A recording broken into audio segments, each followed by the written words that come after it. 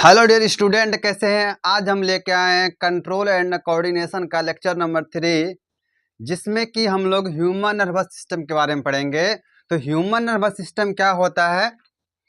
Human nervous system का 3 भाग होता है। एक होता है CNS, दूसरा है PNS, तीसरा है ANS।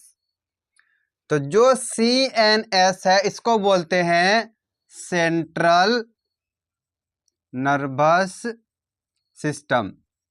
Central nervous system. दूसरा क्या है PNS। PNS को बोलेंगे पेरीफेरल नर्वस सिस्टम। और तीसरा क्या है ऑटोनोमिक नर्वस सिस्टम। ये 3 है। नर्वस सिस्टम में क्या क्या है, CNS है, PNS एंड ANS। मतलब क्या हुआ, central nervous system, peripheral nervous system और एनाटॉमिक नर्वस सिस्टम। तो आज हम लोग सबसे पहले पढ़ लेते हैं इस वाले भाग में सेंट्रल नर्वस सिस्टम के बारे में। सेंट्रल नर्वस सिस्टम में क्या क्या आता है। सेंट्रल नर्वस सिस्टम में जैसे हमारा ब्रेन हो गया और स्पाइनल कोड है, ये दोनों क्या होता है सेंट्रल नर्वस सिस्टम में पाया जाता है। और हमारे बॉडी में प्रेजेंट कहाँ है, एकदम सेंटर पे। ये बायलैटरल सिमेट्री होता है। मतलब क्या, इसको हम 20 से काटेंगे तो 2 बराबर हिस्से में बट जाएगा। तो जो कि सेंट्रल नर्वस सिस्टम है, इसमें क्या क्या आएगा, एक तो आएगा हमारा ब्रेन और दूसरा क्या आएगा स्पाइनल कोड आएगा। तो सबसे पहले हम अगर ब्रेन की बात करें तो ब्रेन का भी 3 भाग है। ब्रेन का भी 3 भाग है। कौन कौन सा भाग है, पहला है fore brain, mid brain, hind brain. लेकिन उससे पहले देख लेते हैं ये ब्रेन क्या है। Brain is a enclose and well protected in cranium cavity, जिसको हम लोग क्रेनियम कहते हैं या फिर क्रेनियल कहते हैं। सबसे पहला पॉइंट क्या है कि हमारा जो ब्रेन है वो वेल प्रोटेक्टेड, मतलब बहुत ज़्यादा प्रोटेक्शन है उसके पास। जैसे कि हमारे ब्रेन के ऊपर क्या है स्कल्स है। क्या है स्कल्स, मतलब कि हम लोग पूरे माथा को क्या बोलते हैं, हड्डी जो है उसको स्कल्स बोलते हैं। तो इस स्कल के अंदर में ब्रेन है, और इस स्कल के जब अंदर में ब्रेन है तो क्या ये बहुत ज्यादा प्रोटेक्टेड है।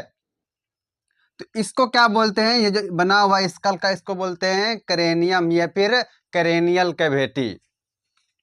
दूसरा पॉइंट है कि the brain is surrounded by 3 layer called meninges. ये जो ब्रेन है किससे घिरा हुआ है, 3 लेयर से घिरा हुआ है, जिसको हम लोग मेनिंजेस बोलते हैं, उन तीनों लेयर्स को। और उन तीनों लेयर में क्या भरा हुआ रहता है, फ्लूइड भरा हुआ रहता है। कौन सा फ्लूइड, सेरेब्रो स्पाइनल फ्लूइड। एक चीज समझिएगा कि मान लीजिए ये क्या है स्कल है, ठीक। तो स्कल में क्या बोला गया कि ब्रेन से के पहले 3 लेयर का प्रोटेक्शन बना हुआ है ऐसे, और इन तीनों लेयर में क्या भरा हुआ है, फ्लूइड भरा हुआ है। फ्लूइड क्या करता है, एक्सटर्नल शॉक से बचा। जैसे कि हम लोग मान कहीं गिर गए, हम लोग का सिर जो है वो जमीन से टकराया, तो उससे बचने के लिए क्या ये तीनों लेयर बनाया गया है। और इन तीनों लेयर को मिला के क्या कहते हैं, मेनिंजेस। इतना क्लियर हुआ। उसके बाद आता है कि this fluid protect brain from external shocks. ये जो CSF मतलब सेरेब्रो स्पाइनल फ्लूइड जो है ये कहाँ प्रेजेंट रहता है, हम लोग का जो 3 मेनिंजेस था, 3 लेयर था, उन लेयर से के बीच में जो खाली जगह है उसमें ये फ्लूइड भरा हुआ रहता है। और ये फ्लूइड क्या करता है, एक्सटर्नल शॉक से बचाता है। तो आइए सबसे पहले देख लेते हैं हम स्ट्रक्चर ऑफ ब्रेन की। ये जो स्ट्रक्चर ऑफ ब्रेन है, तो ब्रेन का क्या बताया भी 3 पार्ट है। ब्रेन का 3 पार्ट है। पहला क्या, fore brain, mid brain and hind brain. Fore brain किसको कहेंगे, एक रफली डायग्राम बनाते हैं। जैसे कि आगे वाला पोर्शन है इसको कहेंगे फोर ब्रेन,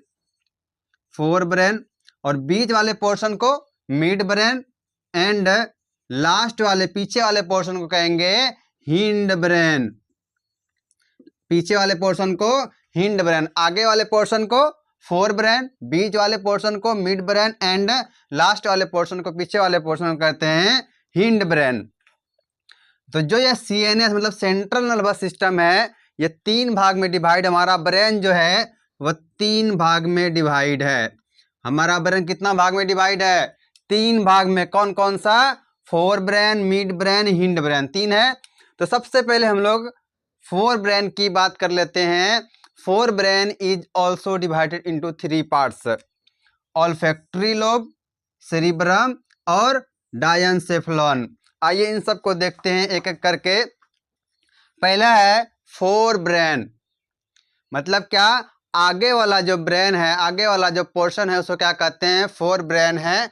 तो फोर ब्रेन का क्या बताया? 3 पार्ट है, ऑल्फैक्टरी लोब, सेरिब्रम और क्या है? डायनसेफलॉन। इतना तो दिख रहा है आपको कि फोर ब्रेन का 3 पार्ट है, ऑल्फैक्टरी लोब, सेरिब्रम और डायनसेफलॉन। ये जो ऑल्फैक्टरी लोब है, ये क्या रहता है? There are a pair of poorly developed club shaped. ये कैसा रहता है? क्लब शेप्ड रहता है और ये वाइडली सेपरेटेड बॉडी है। Which the visible from ventral surface. ये कहाँ से दिखता है? सिर्फ वेंट्रल सरफेस से दिखाई दे सकता है ऑल्फैक्टरी लोब। दूसरा है सेरिब्रम। सेरिब्रम जो है ये लार्जेस्ट पार्ट ऑफ ब्रेन है and consist of 2 lobes called cerebro hemisphere. और किससे बना हुआ है? ये 2 लोब से बना हुआ है और उन दोनों लोब का नाम क्या है? हेमिस्फेयर। इतना क्लियर। अगर फंक्शंस की बात करें कि फंक्शन ऑफ सेरिब्रम, सेरिब्रम का काम क्या होता है, फंक्शन क्या होता है? तो सेरिब्रम का काम होगा मेमोरी। पहला क्या है कि किसी भी चीज को याद रखते हैं। जैसे कि आपको किसी ने पीटा है तो वो आपने क्या याद रखा कि हमको उस आदमी ने पीटा है, उसको बाद में पीटना है। दूसरा क्या है? थिंकिंग। हम सोचने का काम करते हैं। तो वो किस वाले ब्रेन का काम है? जो कि हमारा फोर ब्रेन में सेरिब्रम आता है। तो सेरिब्रम से हम लोग सोचने का काम करते हैं। कौन सा वाला पार्ट? याद रखिएगा, फोर ब्रेन आगे वाला पार्ट जो है उसमें क्या है? सोचने का काम करता है। तो फोर ब्रेन का यह दूसरा पार्ट था सेरिब्रम। तो सेरिब्रम क्या करता है? सोचने का काम करेगा। फिर तीसरा है रीजनिंग। रीजनिंग हम लोग जैसे मैथ बनाते हैं, कुछ भी करते हैं, तो उसके लिए सोचने का क्षमता चाहिए। तो वही जो सोचते हैं तो वह क्या, किसका काम है? सेरिब्रम का काम है। लर्निंग, पढ़ने का भी काम कहाँ से हो रहा है? हमारे सेरिब्रम से।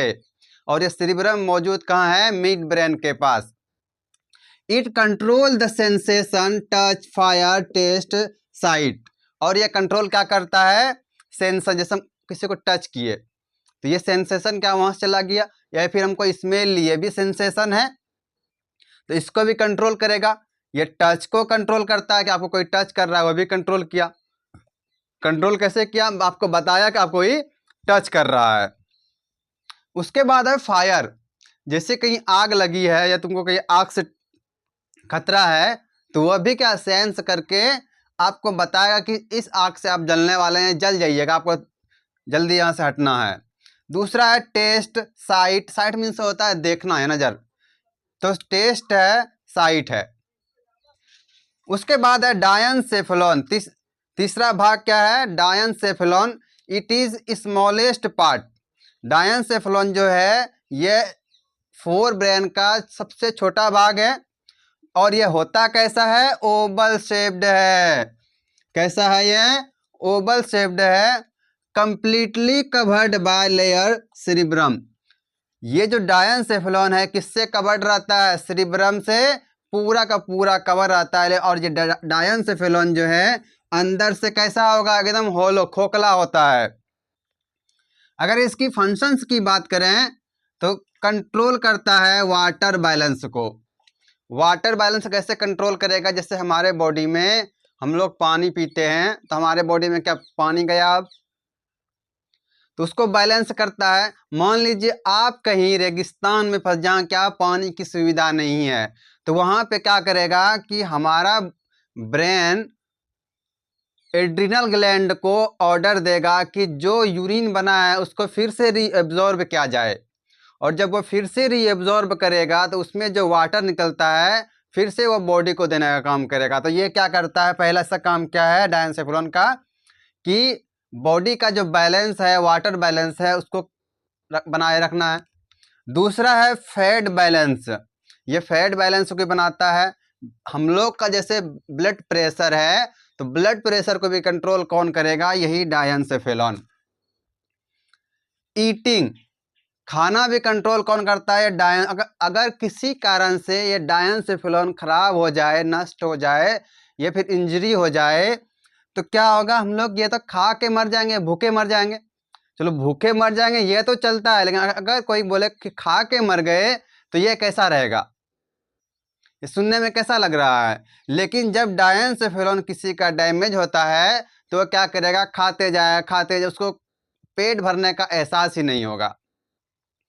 तो ये क्या करता है, ईटिंग जो हम लोग खाते हैं उसको भी बैलेंस करके रखा है कि कब भूख लगता है, कब भूख नहीं लग रहा है, क्या खाना है, वह सारी चीज़ बैलेंस कौन करता है, डायनसेफेलॉन करता है। उसके बाद है हम लोग का बॉडी टेम्परेचर, कि बॉडी टेम्परेचर हम लोग का हमेशा नॉर्मल रखता है। ये और वो कौन रख रहा है, ये जो डायनसेफेलॉन है ये कंट्रोल करता है बॉडी टेम्परेचर को। लास्ट पार्ट है मिड ब्रेन। मिड ब्रेन को हम लोग कल देखेंगे, लेकिन थोड़ा सा आज देख लीजिए कि mid brain of human brain is very small. ये क्या है, बहुत ही छोटा पार्ट है, और अबाउट कितना 2 सेंटीमीटर लॉन्ग होता है, स्टॉक लाइक स्ट्रक्चर होता है। इट कनेक्ट्स द 4 ब्रेन, और ये किससे कनेक्ट रहता है, 4 ब्रेन से कनेक्ट रहता है, with cerebellum and pons of hind brain. हम लोग जब पढ़ेंगे मिड ब्रेन और हिंड ब्रेन, ये हम लोग नेक्स्ट लेक्चर में देखने वाले हैं, mid brain and hind brain. तो क्या मिड ब्रेन और हिंड ब्रेन का फंक्शन होता है उसको भी देखेंगे। अगर मिड ब्रेन की बात करें तो मिड ब्रेन में क्या, जैसे हम लोग देखने का काम करते हैं,